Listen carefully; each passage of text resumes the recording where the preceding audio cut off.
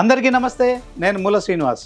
ఇక భారత్ పాకిస్తాన్ నడుమ ఉద్రిక్తతలు కొనసాగుతున్నాయి. మరి యుద్ధం అంటే బాంబుల వర్షం కురిపించడం, శతఘ్నులను ప్రయోగించడం, విమానాలను శత్రుదేశంపైకి పంపించడం, ఇక సమరం మొదలైనట్టేనా అనే అనుమానాలకు తెరదించుతూ ఇరు దేశాల మధ్య కూడా మరి క్షిపణుల వర్షం కురుస్తోంది. క్షిపణులు ఎక్కుపెడితేనే సమరబేరి మోగినట్టని కూడా ఇరు దేశాలు భావిస్తున్నాయి. ఎందుకంటే ఇది కత్తులు దూసే కాలం కాదు, అలాగే విల్లంబులు ఎక్కుపెట్టే సమయం కాదు. అలాంటి యుద్ధాలు కూడా ఇవి కానే కావు. రక్తం కళ్ళ చూస్తేనే, లేకుంటే శత్రువు లొంగిపోతేనే విజయవంతం అయిపోయింది, యుద్ధం ముగిసింది అనుకునే రోజులు కూడా కాదు. ఎప్పుడో ఆ రోజులు పోయాయి. ఇక బొందులో ప్రాణం ఉన్న ఊపిరి ఆపేయచ్చు, బలప్రయోగం చేయకుండానే కాళ్ళు చేతులు కట్టేయచ్చు అనే ఒక విషయంలో భారత్ ఆచితూచి అడిగేస్తుంది.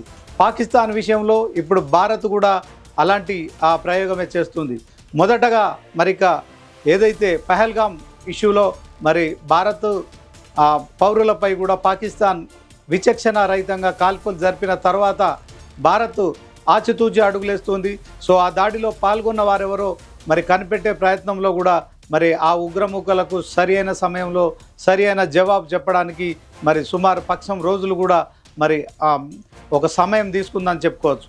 అప్పటికి పాకిస్తాన్ ఇక భారత్తో ఏమీ కాదు అని భావించినట్టు అనుకున్న సమయంలో మరి ఇక ఉగ్రవాదులపై దాడి చేయడాన్ని లక్ష్యంగా పూర్తిగా ఒక సర్జికల్ స్ట్రైక్ అయితే శ్రీకారం చుట్టిందని చెప్పుకోవచ్చు.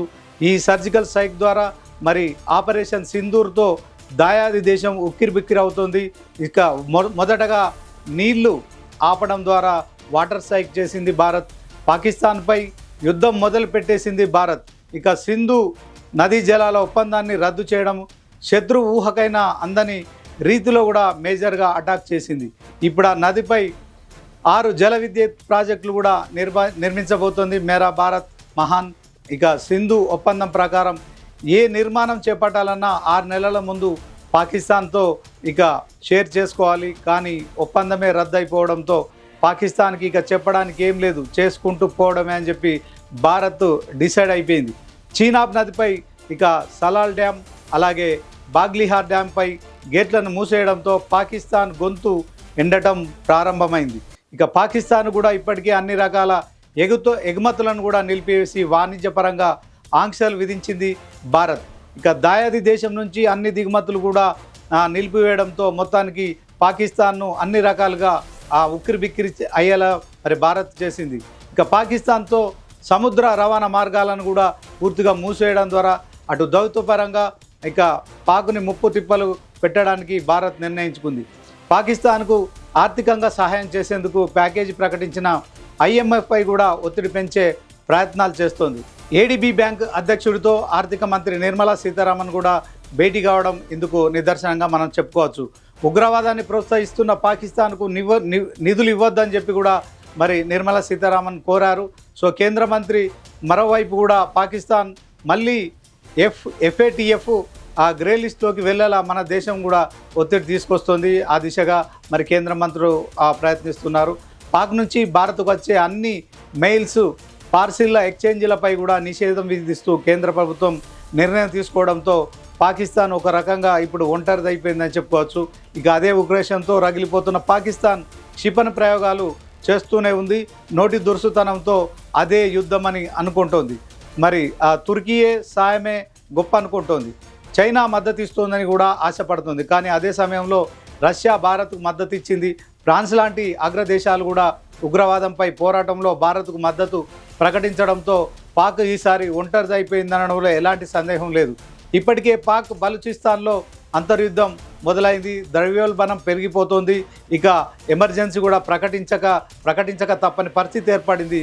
నీళ్లు కూడా అందక రేపు తిండి గింజలకు కూడా అలమంటించాల్సిన పరిస్థితి ఉంది. మరి ఇక ఇలాంటి సమయంలోనే తమకు ఆర్థిక సాయం కావాలని చెప్పి IMF కూడా పాకిస్తాన్ కోరుతోంది. ఇక అందుకే పాకిస్తాన్ ఇక ఇక మరింత పిచ్చి పట్టినట్లుగా మరి ఆ పాక్ ఆక్రమిత కాశ్మీర్ సరిహద్దులో కాల్పులకు తెగబడుతుంది. సామాన్య జనాలను కూడా మరి హతమార్చేందుకు వెనుకాడట్లేదు. నియంత్రణ రేఖ వద్ద జరుగుతున్న కాల్పుల విరమణ ఒప్పందాన్ని కూడా పాకిస్తాన్ ఉల్లంఘిస్తుండడంతో ఇక దీంట్లో భారత్ కూడా గట్టిగానే ప్రతిఘటిస్తోంది.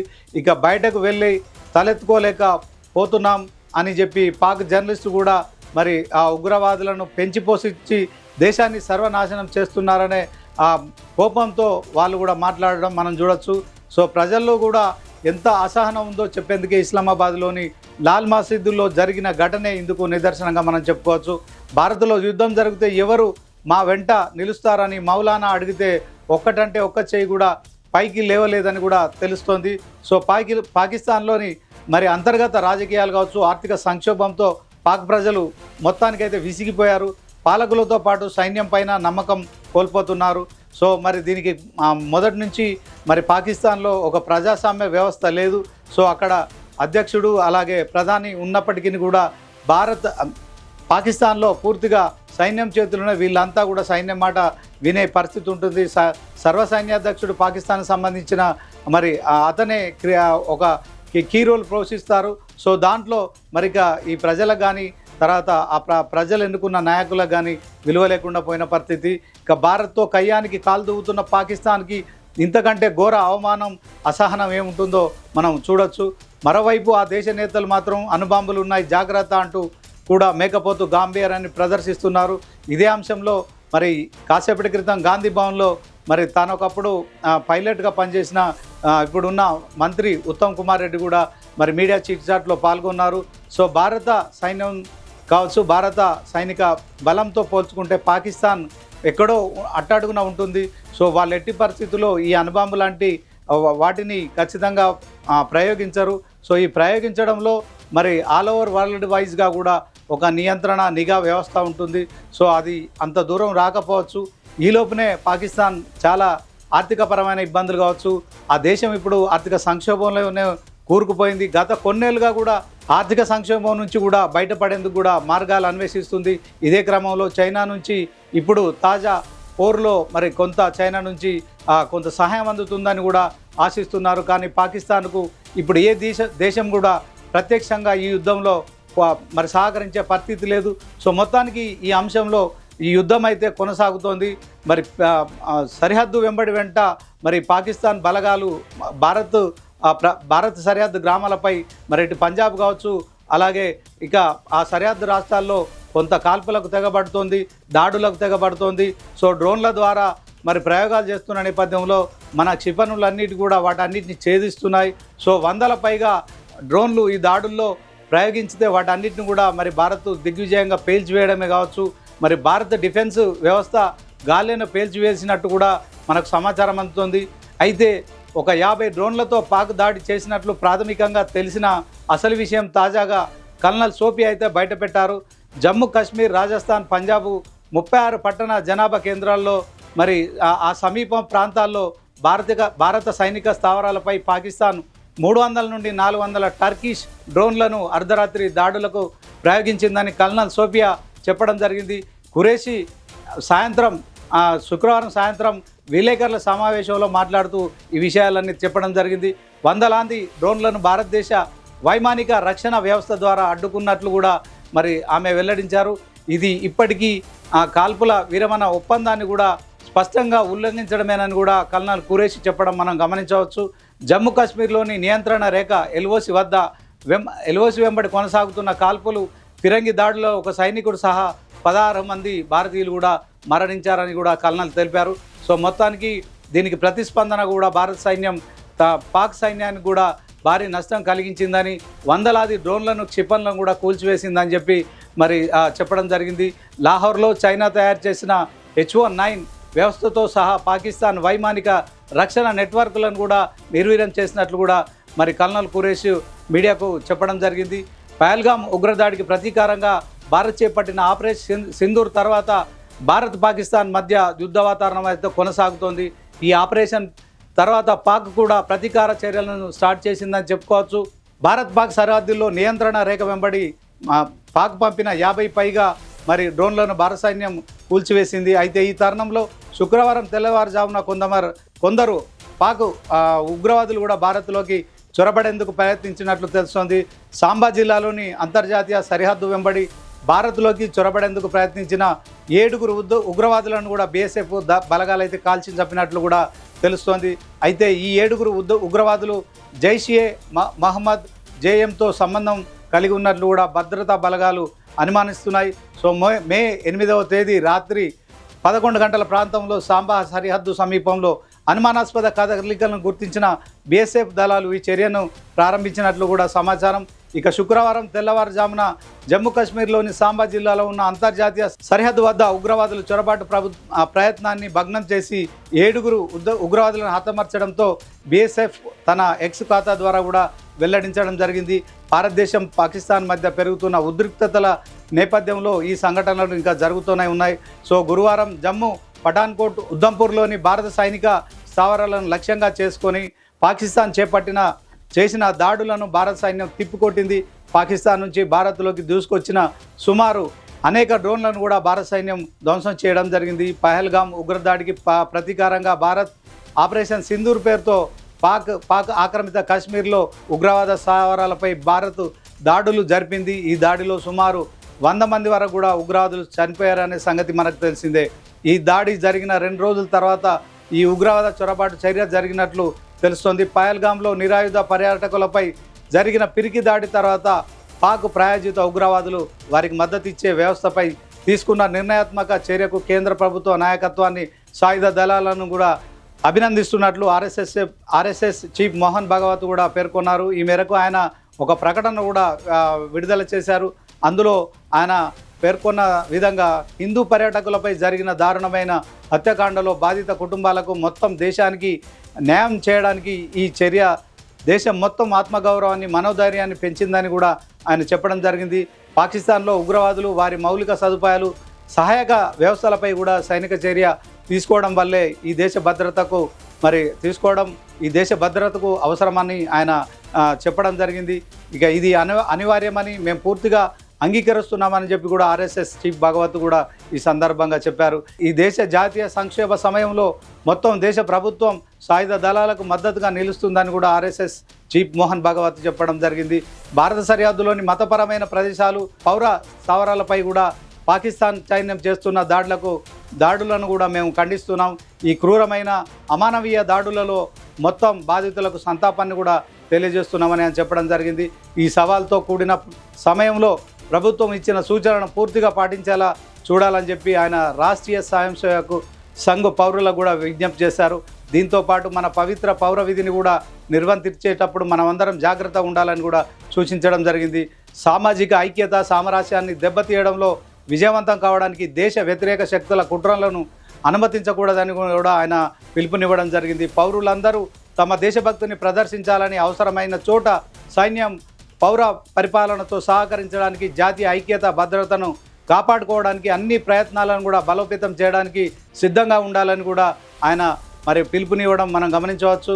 మన దేశీయ ఆయుధాలతో పాకిస్తాన్కి బొమ్మ కనపడడం మొదలైందని కూడా ఆయన చెప్పడం జరిగింది. ఫుల్ స్కేల్ యుద్ధం మొదలైనప్పుడే పాకిస్తాన్ చేతులెచ్చేసే స్థాయికి తీసుకొచ్చిన ఘనత మన ఆకాశ్ మిసైల్దేనని చెప్పి కూడా ఆయన చెప్పడం జరిగింది. సో ఈ స్వదేశీ పరిజ్ఞానంతో అభివృద్ధి చేసిన ఆకాశ్ క్షిపణి వ్యవస్థ పాకు దాడులను సమర్థంగా తిప్పికొడుతుందని కూడా చెప్పడం జరిగింది. ఇక దేశీయ ఆయుధాలతో పాకిస్తాన్కు బొమ్మ కనపడడం మొదలైంది అని చెప్పి కూడా ఆయన మరొకసారి కూడా చెప్పడం జరిగింది. ఇక దీంట్లో మొత్తానికి భారత్ పాకిస్తాన్ మధ్య ఏదైతే కొనసాగుతున్న యుద్ధం అయితే ఇప్పటికీ కొనసాగుతూనే ఉంది. సో దేశ ప్రజలంతా కూడా భారత సైన్యాన్ని కావచ్చు, భారత ప్రభుత్వానికి పూర్తి మద్దతు తెలుపుతున్నారు. అందరూ కూడా రాజకీయాలకు అతీతంగా, పార్టీలకు అతీతంగా, కుల మతాల అతీతంగా సో భారతీయులంతా ఒకటే జై హింద్ అనే నినాదంతో జై భారత్ అంటూ కూడా ఇక అందరూ కూడా నినదిస్తున్నారు. సో దీంట్లో పాకిస్తాన్ పూర్తి స్థాయిలో ప్రపంచం ముందు దోషిగా నిలబెట్టే క్రమంలో ఈసారి భారత్ సక్సెస్ అయింది. సో గతంలో 1971లో జరిగిన యుద్ధ సమయంలో కొంత పాకిస్తాన్కు కొన్ని దేశాలు మద్దతు ఇచ్చిన సంగతి మనకు తెలిసిందే. అయితే ఇప్పుడున్న పరిస్థితుల్లో భారత్ ప్రపంచంలోనే నెంబర్ 3గా ఉంది. సో ఆ నెంబర్ 3 స్థానం నుంచి కూడా మరి నెంబర్ 2కు కూడా చేరుకుంటున్న పరిస్థితుల్లో మరి భారత్తో అన్ని వాణిజ్యపర సంబంధాలు కావచ్చు, అన్ని రకాల సంబంధాలు కొనసాగించాలంటే ప్రపంచవ్యాప్తంగా అమెరికాతో సహా చైనా కావచ్చు, రష్యా కావచ్చు, అందరు కూడా మరి భారత్కు సహాయ సహకారాలు అందిస్తున్నారు. గతంలో జరిగిన మరి ఆ పాకిస్తాన్ భారత్ యుద్ధంలో ఒక రష్యా మాత్రమే భారత్కు బాసటగా ఉండింది. కానీ ఇప్పుడు మాత్రం ఆ రష్యాతో పాటు అన్ని దేశాలు ఇంక్లూడింగ్ చైనా కూడా అందరు కూడా పూర్తి స్థాయిలో మరి పాకిస్తాన్ చేస్తున్న అరాచకాలు కావచ్చు, ఆ ఉగ్రవాద చర్యలను పూర్తిగా ఖండిస్తున్నారు. సో మొత్తానికి ఈ అంశంలో భారత్కు ప్రపంచవ్యాప్తంగా ఒక మద్దతు అయితే దొరుకుతోంది. సో భారత్ కూడా ఇప్పుడు ఏదైతే అన్ని రకాల సామర్థ్యాలను కలిగి మరి పూర్తి స్థాయిలో వాయుసేనలో కావచ్చు, మరి తర్వాత లాంచర్ వ్యవస్థలో కావచ్చు, క్షిపణి వ్యవస్థలో కావచ్చు, ఒక్కొక్కటి మరి ఆకాశ క్షిపణి అయితే ఒకటి 60 కిలోల వార్హెడ్ని మోయగల సామర్థ్యాన్ని కలిగి ఉంటుంది. తేలిగ్గా ప్రయాణించగలిగే ఆకాశ క్షిపణి వ్యవస్థ ఒక చోటు నుంచి మరొక చోటుకి తరలించడం కూడా తేలికే. సో ఆకాశ్ మొదట గగన రక్షక వ్యవస్థగా కూడా రూపొందిన తర్వాత క్షిపణి రక్షా వ్యవస్థ కూడా పరీక్షించడం జరిగింది. 2000 చదరపు కిలోమీటర్ల ప్రాంతంలో కూడా గగనతలాన్ని రక్షించే సత్తా ఆకాష్కుంది. సో మన గంటకు 4200 కిలోమీటర్ల వేగంతో కూడా ఇది దూసుకెళ్తుంది. సో ఇలాంటి ఇండియన్ మిసైల్ ఆకాశ క్షిపణి అభివృద్ధికి మరి 1000 కోట్లు ఖర్చు పెట్టింది భారత ప్రభుత్వం. దీంతో మన రక్షణ శాఖకు అది మరి బాహుబలి లాంటి ఆయుధంగా ఉండిపోయింది. ఇలాంటి క్షిపణుల కోసం ఇతర దేశాలు కూడా పెట్టిన ఖర్చులో ఇది 10వ వంతు మాత్రమే. ఇంకా దీంట్లో మరి MK2 MG3 వేరియంట్లలో కూడా 30 నుంచి 80 కిలోమీటర్ల రేంజ్ని ఛేదించేలా ఆకాశ్ మిసైల్స్ని కూడా మనం అభివృద్ధి చేసుకున్నాం. సో దీంట్లో మరి మొత్తానికి మన శాస్త్రవేత్తలు 2023 డిసెంబర్లో ఒకే ఫైరింగ్ యూనిట్ ద్వారా ప్రయోగించిన 4 క్షిపణులు కూడా 25 కిలోమీటర్ల పరిధిలో దూసుకొస్తున్న 4 లక్ష్యాలను కూడా ఢీకొట్టేలా DRDO చేసిన ప్రయోగం అయితే విజయవంతమైంది. సో ఇప్పుడు ఆకాశ్ దమ్మేంటో అందరికీ తెలిసింది. SA-6ను పోలి ఉంటుంది ఆకాశ్ క్షిపణి డిజైన్. ఒక్కొక్క క్షిపణి ధర 2 కోట్ల పైనే అయితే పశ్చిమ దేశాలు మిసైల్ ధరలో ఇది సగం కంటే తక్కువే. 2012 మే 24న ఆకాశ్ సాంకేతికతను సామర్థ్యాన్ని విజయవంతంగా తిరిగి మరొకసారి కూడా పరీక్షించారు. సో హైదరాబాద్ వేడుకల్లో కూడా మరి 2012లో ఈ క్షిపణిని అధికారికంగా వాయుసేనలో చేర్చుకున్నారు. మొదట ఎయిర్ ఫోర్స్లో మోహరించిన ఆకాశ్ మిసైల్ 10 ఏళ్ల క్రితం మరి ఆర్మీ అమల పొదలో చేరింది. సో దీంట్లో మొత్తానికి భారత్ అన్ని రకాలుగా కూడా మరి ఈ యొక్క ఆయుధాలను పూర్తి స్థాయిలో తన అమల పొదలో ఉంచుకుంది. ఇక పాకిస్తాన్పై యుద్ధం చేయడము కాకుండా పాకిస్తాన్లో మరి ఉగ్రవాద చర్యలను కావచ్చు, ఉగ్రవాదుల ఏరువేతే లక్ష్యంగా కూడా చెప్తున్నారు. సో పౌరులు మా లక్ష్యం కాదు, కేవలం ఉగ్రవాదులు మాత్రమే మా లక్ష్యం అని చెప్తున్న నేపథ్యంలో మరి ఇక మొన్న ఆపరేషన్ సింధూర్ పేరుతో జరిగిన ఏదైతే దాడి ఉందో దానికి మొత్తానికి ఇండియా వైజ్గా అంటే భారతదేశ వ్యాప్తంగా పౌరులంతా కూడా హర్షం వ్యక్తం చేస్తున్నారు. రాజకీయ నాయకులు కూడా పూర్తిగా భారత సైన్యానికి మద్దతు పలుకుతున్నారు. సో పాకిస్తాన్ గుండెల్లోకి ఇక ఆకాశ్ కూడా త్వరలో దూసుకుపోతుందని కూడా మరి అందరు కూడా దీనిపై కామెంట్ చేయడం మనం చూడొచ్చు. సో మన క్షిపణి వ్యవస్థ కావచ్చు, మన త్రివిధ దళాల బలం పూర్తి స్థాయిలో ఉంది. దీని పట్ల మరి ప్రధానమంత్రి నరేంద్ర మోడీతో పాటు మరి కేంద్ర హోంశాఖ మంత్రి అమిత్ షా కావచ్చు, తర్వాత రక్షణ శాఖ మంత్రి రాజ్నాథ్ సింగ్ ఎప్పటికప్పుడు మరి ఈ యొక్క త్రివిధ దళాలతో సమావేశం అవుతున్నారు. పాకిస్తాన్ కవ్వింపు చర్యలను కూడా ఎప్పుడప్పుడు మట్టుపెట్టేందుకు కూడా మరి అప్రమత్తంగా ఉన్నారు. సరిహద్దుల వెంబడి కూడా సైన్యాన్ని మోహరించారు. సో యుద్ధం అయితే కొనసాగుతుంది. ఈ యుద్ధంలో భారత్ ఖచ్చితంగా పాక్పై విజయం సాధిస్తుంది. సో ఈ విజయంలో భారతే మరి చివరి అంతిమ విజయం అని అందరికీ తెలిసిందే. అయితే పాకిస్తాన్ ఇప్పుడు పూర్తి స్థాయిలో అక్కడ ప్రజల విషయంలో కావచ్చు, మీడియా విషయంలో కావచ్చు, మొత్తానికి చేతులు ఎత్తేసింది అని చెప్పుకోవచ్చు. యుద్ధం విషయంలో మొండిగా ముందుకెళ్తుంది. కానీ ఆ మొండిగా చేసే యుద్ధంలో మరి రాజు కన్నా నేనే బలవంతుడిని, మొండివాడు ధైర్యవంతుడు, మరి రాజు కన్నా బలవంతుడు అని చెప్పుకునే కార్యక్రమంలో మేకపోతు గాంభీర్యానికి వెళ్తుంది తప్ప మరి ఈ యుద్ధం విషయంలో ఖచ్చితంగా మరి అమెరికా కూడా మరి తాను ముందుండి మధ్యవర్తిత్వం వహిస్తాను, మరి సరిహద్దు ప్రాంతాల్లో భారత్ సరిహద్దు ప్రాంతాల్లో ఖచ్చితంగా మరి శాంతి జరగాలని చెప్పి అమెరికా అధ్యక్షుడు ట్రంప్ కూడా పేర్కొనడం మనం చూడొచ్చు. మరి అమెరికా సూచనలు మరి భారత్ పూర్తి స్థాయిలో ఉగ్రవాదంపై మాత్రమే యుద్ధం చేస్తామంటుంది. కానీ పాకిస్తాన్ మాత్రం భారత్ సరిహద్దు ప్రాంతాల్లో, సరిహద్దు రాష్ట్రాల్లో మరి అమాయక ప్రజలపై కూడా కాల్పులకు తెగబడుతున్న నేపథ్యంలో మరొకసారి కూడా ప్రపంచం ముందట పాకిస్తాన్ మరికొన్ని తప్పులు చేస్తోంది, దోషిగా నిలబడుతోంది. సో ఈ పాకిస్తాన్ చేస్తున్న కవ్వింపు చర్యలకు భారత్ ఎప్పుడప్పుడు సమాధానం చెప్తుంది, దాంట్లో ఎలాంటి సందేహం లేదు. కానీ ఇప్పుడు మరి ఈ యుద్ధాన్ని పాకిస్తాన్ కొనసాగిస్తుందా, ఆపేస్తుందా అని మాత్రం ఆసక్తిగా దేశంతో పాటు ప్రపంచమంతా కూడా ఎదురు చూస్తుందని చెప్పుకోవచ్చు.